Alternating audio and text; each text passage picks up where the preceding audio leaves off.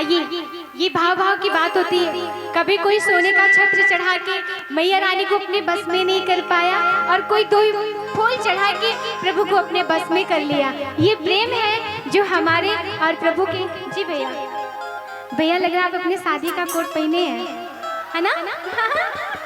भैया का कोट बहुत अच्छा लग रहा है। बता दीजिए, नाम बता दीजिए भैया। पेंशन ऑपरेटर नितेश कुमार जी की तरफ से। ये सच्ची सच्ची बताइए भैया, सुनिए ना, ये अपनी शादी का कोट है ना? आपके शादी हुई है अभी? सिंगल है? अच्छा, तो सबल्ला का कोट होगा था। एक बार इनके लिए ताली बजा दीजिएगा। आइए, भैया की तरफ से बहुत ही प्यारा सा आशीर्वाद 501 रुपए का मुझे मिला। मैया रानी भैया के चेहरे की मुस्कुराहट यूं ही बनाए रखे। आइए, एक सुंदर सा भजन आप लोग सुनिएगा, आशीर्वाद दीजिएगा। हाँ, आइए।